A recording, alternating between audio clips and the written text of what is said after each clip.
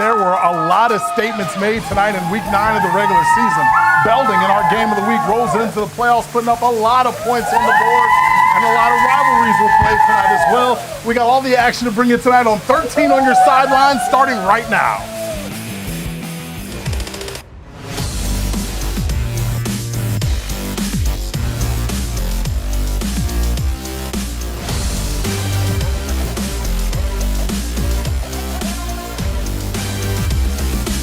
On Your Sidelines, sponsored by Rant Insurance Group. Good evening, everyone, and welcome to 13 on Your Sidelines. I'm Jamal Spencer. And I'm Mark Skolt Jr. When people say the thrill of victory and the agony of defeat, they're talking about tonight because some of the teams are moving on to the playoffs and some teams' seasons are now over. But before we get into football and talk about who's postseason bound, let's introduce our guests for the night. We've got the cheerleaders from both Byron Center High School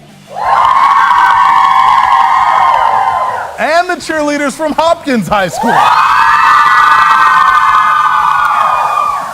Love the energy. Belding and Tri-County faced off for the first time ever last year in the playoffs. Tri-County head coach Phil Butler says the atmosphere was so electric that night that the two schools decided to schedule each other for week 9 this year. And we're glad they did because these two teams are now both 7-1 and they're facing off in our 13 on Your Sidelines game of the week. Early in the first, Belding's quarterback Anthony Zubinski keeps it around left end, and watch him pick him up and put him down. He's going to race 37 yards for an 8-0 Knight lead. Very next Knight possession, facing 4th and 8, Zubinski keeps it again, shows the vision, cuts it back for a 29-yard touchdown this time to make it 14-0. Still in the first, the Black Knight D steps up. Blake Peasley picks off the Tri-County pass like he was the intended receiver. Belding defense was smothering as he's taken down near midfield.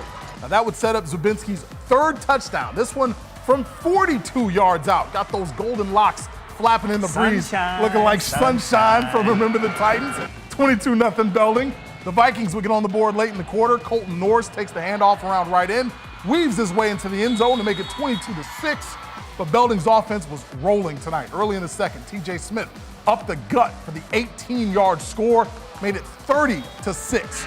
Next possession, Cody Manley heads for the outside, makes a man miss, and good for him because he's going to find pay dirt and a 36-6 Belding lead. Late in the half, Belding's going to go up top. Zubinski finds Peasley all alone, 40-yard score. The Black Knights would score one more time before the half.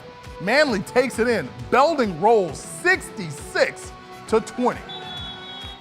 Our message tonight was finish the job, and our kids came out, played physical, played lights out defense, offensive line again, put us on their shoulders, and we did a lot of things right and a lot of things well, so hats off to my kids.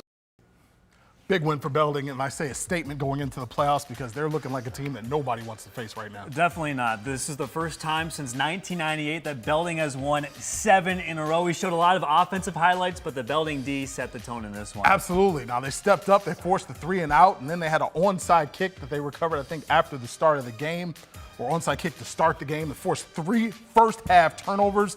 I know the offensive line gets a lot of credit, but that Belding defense, dominant. I don't want to face them in the playoffs, that's for sure. Now, a few weeks ago, we were talking about an undefeated Zeeland West playing for a conference title. Now they've lost 2 straight. They may have to start the playoffs on the road next week if they don't win tonight. The Ducks travel to Reedsport to face a Rockets team that hit 6 wins for the 2nd straight year. The winner of this one will finish the season with sole possession of 3rd place in the conference. 3rd quarter, Rockets have the rock. Cameron Coleman gets the ball and gets the edge. He goes 11 yards for the first down. Same drive, this time the handoff goes to Brody Johnson. He finds a hole in, scurries on off for the 13-yard score. Reedsport takes the 14-6 lead. Late in the 3rd quarter, it's the Ducks' turn. Trenton Bolhouse connects with Trey Sleuthhack, and that is enough to keep those chains moving and keep the ball on going. 4th quarter, same drive, Brody Moss has reservations for 6. That's a big-time play right there. Zeeland West goes for 2 to try and tie it. Bolhouse looks for Rolando Roblin, but the pass falls incomplete. The score remains 14-12. Late 4th quarter, the Ducks force the Rockets to punt, but Trey Sleuthhack decides to let it go before it rolls all the way down to the 2-yard line. 12 seconds left. Zeeland West on their own 44. Trenton Bolhouse throws up a prayer, but the pass falls incomplete. Reedsport Puffer squeaks it out, 14-12. Another big win for Reedsport Puffer. They have now won 7 games this season. It's the first time they've done that in 10 years, 2013. Put a lot of respect on the Rockets' name. I know earlier in the year it looked like they caught some teams by surprise because I don't know what people were expecting out of Reedsport Puffer, but it wasn't this. We talked about the quarterback with a big arm all season long, but another game where the defense had to make plays to get them where they need to be, and the Rockets' defense did that. And it's a tough team they beat in Zeeland West, too. Absolutely. We stay in the OK Green where Mona Shores is hitting their stride. Our Nate Belt traveled to the land of poultry, where the Sailors played a road game against Zeeland East. Yeah, guys, after losing to Rockford and Muskegon earlier this year, Mona Shores has won 4 straight. Meanwhile, the 5-3 Chicks looking for their first win against the Sailors since 2012. And folks, if you like defense, you are going to love this first half. Here's Mona quarterback Jonathan Pittman looking to go deep right off the bat, but Brady White for the Chicks there. Great coverage, knocking that one down. We're going to go to the next drive for the Chicks here. And a few Sailors, it's third down, few Sailors going to get into the backfield and blow up the run in the backfield. Folks, it was like that the whole first half. Whole lot of nothing in the game so far. No score to the second. Mona now, new quarterback under center, Hayden Terpstra. He fumbled that handoff. Zeeland East comes down of it. Crowd looks asleep, but they're about to wake up on this drive because here comes Austin Cure. What a catch there over the middle by Gabe Amid. One-handed snag.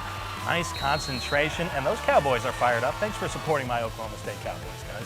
Core looking to the end zone now, but we're going to get some great coverage the other way from the Sailors. Amari Richardson breaking up the score. 14 seconds left in the half now, and folks, our long national nightmare is finally over. We've got points on the board. A nice catch there. Core dropping it in the bucket in the corner of the end zone for Ethan Rosenberg, making that impressive diving grab. Chips go up 7-0 in the halftime.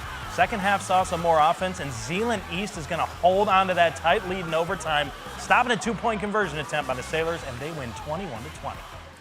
To the OK Blue now, where Allendale and Coopersville faced off for at least a share of second place in the conference. Both teams coming to this one with 6-2 records, looking forward to the playoffs. Third quarter, Broncos up 14-7. They're going to add to it right here. Bo Harris keeping it himself and doubling that lead for Coopersville. 21-7 now. Broncos with the ball again. This time Harris going to hand it off to Arnold Evan, that is. Breaking a tackle, cuts up the field for the huge gain inside the 20. Coopersville going to have to settle for a field goal. 24-7. Allendale trying to fight back, but this isn't going to help. That's Gabe Van Sickle, the Northwestern commit from Coopersville with the sack, but the Falcons bounce back. I was late to start the camera here because they trick-snapped it directly to the receiver who tosses it to Bryson Holstead for the score, and it is a 10-point game. Falcons force a punt. They're back in business. This time Nolan Spencer somehow breaks it outside of there. I didn't even know where he was for a second. Nice gain, and that is going to lead to Tyler Sparks here for the Falcons, rolling out, and he is going to find Markel Harris wide open. Surprised to be that wide open. Turning around, big gain. Allendale scores on that drive, and suddenly it is a 3-point game. Coopersville trying to run out the clock. Evan with the ball again. Is he down? I don't know. Ball comes out. Aiden Bodell knocks it out and recovers it himself. Looked like he may have been down. It's not how it's called, so the Falcons have a chance to tie it. Here comes Spencer up the middle again. And maybe a little ball don't lie moment. That is stripped out. Incredible play by Brooks Haddon. Coopersville going to hold on here in a last-minute thriller, 24-21. We've talked about that Coopersville offense all year. You might sense the theme of this show tonight. We're talking about the defense.